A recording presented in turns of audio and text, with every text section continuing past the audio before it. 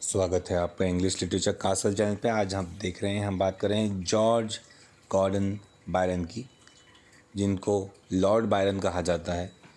क्यों, इस बारे में हम आगे बात करेंगे। बहुत ही मशहूर, ख़ास तौर पे अपनी पर्सनैलिटी और काफ़ी इनकी मिस्चीवियस काम रहे हैं।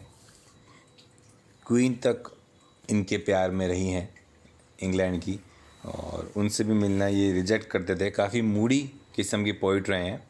पिताजी इनके इंग्लैंड से थे और माताजी इनकी स्कॉटलैंड से, तो इनमें ख़ास गुण हैं दोनों के ही। ये पोर्ट्रेट आप देख सकते हैं, बहुत ही ख़ास वर्क हैं इनके, और जितना कहा जाए इनके बारे में कम।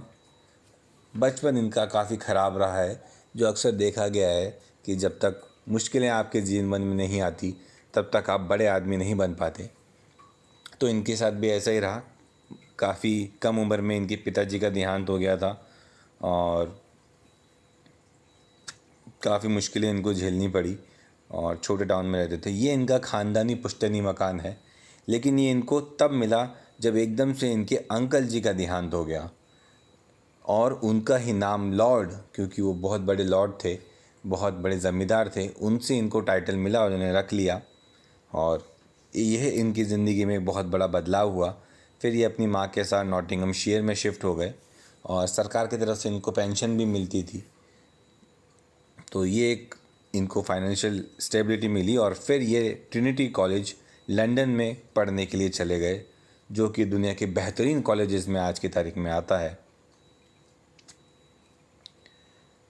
उसके बाद जब ये 20 साल के हुए, ये मेंबर बन गए हाउस ऑफ लॉर्ड्स की, क्योंकि ख़ानदानी नाम इनको मिला हुआ था। पेंशन जोड़ने की वजह से काफ़ी पैसा होने के बाद ये 1809 में घूमने निकल गए 2 साल के लिए, पोर्चुगल, स्पेन, ग्रीस, टर्की। और फिर जब वापस आए तो इनके पास काफ़ी एक्सपीरियंस था, जिसकी वजह से इन्होंने लिखी चाइल्ड हेरोल्ड्स पिलग्रिमेज। बहुत ही शानदार, मेरी पर्सनल फेवरेट है, और मैं चाहूँगा कि आप भी ज़रूर इसकी तरफ ध्यान दें। और भी कई तरह वर्क्स थे। इनकी ज़िंदगी के पीरियड को हम जो है पार्ट्स में डिवाइड कर सकते हैं 4। London period, Swiss period, Italian period और ग्रीक पीरियड। ये कुछ वर्क्स थे उससे जुड़े हुए। बहुत ही कमाल की इनकी राइटिंग रही है। और बात करते हैं सबसे बढ़िया पोएम में से एक, और मेरी पर्सनल कविताओं में से एक फेवरेट, चाइल्ड हेरोल्ड्स पिलग्रिमेज।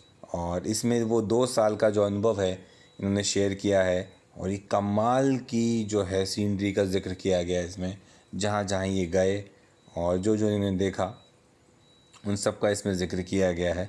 बहुत ही अट्रैक्टिव पर्सनालिटी थी, बहुत ही मशहूर थे, और काफ़ी कंट्रोवर्शियल थे, क्योंकि अपनी ही कज़न के साथ इन्होंने शादी कर ली थी, अफेयर कर लिया था, कई और लड़कियों के साथ इनका अफेयर था।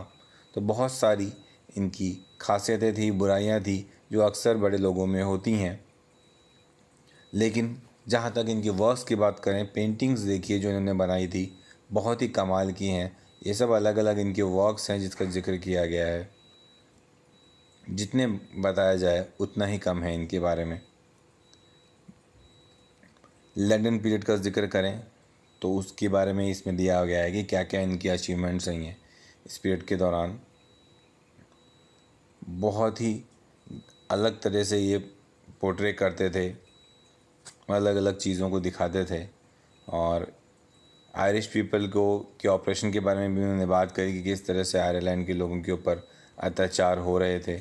ये कि स्विस पीरियड के बारे में जिक्र किया गया कि कैसे इनके साथ हो रहा था स्विस लोगों। और इटालियन पीरियड की बात करी जाए उसके बारे में बात किया जाएगा। ये इनका पोर्ट्रेट है।